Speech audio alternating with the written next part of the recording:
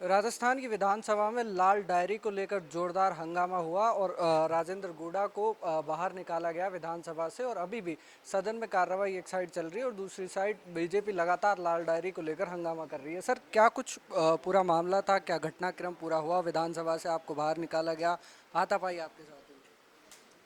देखिए, मैं वो डायरी टेबल करना चाह रहा था और उसके बाद में ये सारे लोग, मैंने अध्यक्ष जी से उसके लिए मैं वक्तव्य भी देना चाह रहा था और वो बात मैं रखना चाह रहा था। अध्यक्ष जी ने मुझे समय नहीं दिया बोलने का और इस बीच में मेरी अध्यक्ष जी से बात ही चल रही थी। इस बीच में मेरे यहाँ धारीवाल जी बीच में बोलने के लिए खड़े हुए, तो मैंने धारीवाल जी को कहा कि मुझे बोलने दिया जाए, मुझे बोलना है। मुझे ये भी पता नहीं है, कल शुक्रवार को मैं मंत्री था, अब सोमवार को मैं मंत्री नहीं हूँ। मैं मंत्री के रूप में वहाँ बैठूँ या विधायक के लिए मुझे कोई दूसरी सीट अलॉट हुई है, मैं वहाँ बैठूँ, मैं कौन सी सीट से खड़ा होकर बोलूँ, न मुझे ये पता था, न इस सारे सिस्टम के बीच में वो डायरी को मैं टेबल करना चाह रहा था। और इस बीच में सारे लोग मेरे ऊपर पड़ के उन्होंने मुझे दबा लिया और 25-50 लोग एक आदमी के ऊपर गिर जाते हैं, फिर नीचे पड़ने वाले आदमी की क्या हालत होती है। वो तो 50 लोगों के नीचे कोई 20-25 मंत्री थे, इतने विधायक थे, वो सारे ऊपर पड़े हैं और वो एक डायरी छीन रहे थे। एक आदमी 50 लोगों के सामने, तो आखिर के अंदर एक आदमी की स्टेमिना इतने लोगों के सामने तो। सर, कल तक आप उस सरकार का हिस्सा थे और अब आप कह रहे हैं कि उनका सबका नार्को टैक्स होना चाहिए मंत्रियों का।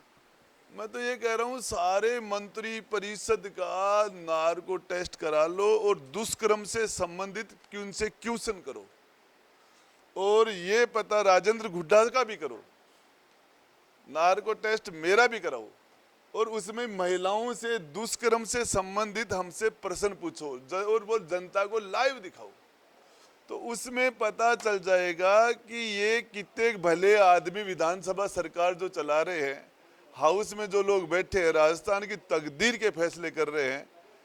ये लोग, यदि कोई महिला दुष्कर्म में कोई डिग्री बढ़ती हो तो इनको पीएचडी मिलेगी इनको। आपके समर्थन में अब बीजेपी भी आ गई है। बीजेपी के नेता भी कह रहे हैं कि उस लाल डायरी का पता लगना चाहिए था, वो राज खुलना चाहिए था। राजस्थान की जनता ने ऐसी तस्वीर लाइव देखी और राजस्थान की विधानसभा शर्मसार हुई। देखिए, मुझे उस पर कुछ नहीं करना। भाजपा अपना काम करती है, कांग्रेस अपना काम करती है और भाजपा राज्य की मुख्य विपक्षी पार्टी है और उनका रोल वो खुद कर रहे हैं। मैं तो ये कह रहा हूँ, 2006 में 2008 में 6 एमएलए दिए इनको। मैं बसपा विधायक दल का नेता था, इनको 6, मेरे नेतृत्व में 6 विधायक गहलोत साहब को दिए। इनकी माइनॉरिटी सरकार थी, रसगुल्ले मुंह में दिए थे। उसके बाद 2018 में भी उनको 6 एमएलए फिर दिए और उसके बाद में इनकी सरकार इमरजेंसी में आई तो उसको बचाया। राज्यसभा में इनके कहने से वोट दिए।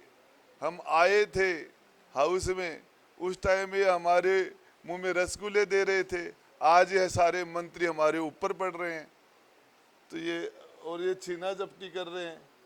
सर, आप मुख्यमंत्री अशोक गहलोत और धर्मेंद्र राठौड़ का नाम ले रहे हैं, वो कुछ हिसाब किताब, ऐसा क्या हिसाब किताब है अब उसके? साहब, वो क्यों सारे लोग 20-20 मंत्री एक साथ एक आदमी के ऊपर पड़ रहे हैं और वो पागलों की तरह उस डायरी को छीनने में लगे हुए हैं और मैं उस डायरी को बचाने में लगा हूं।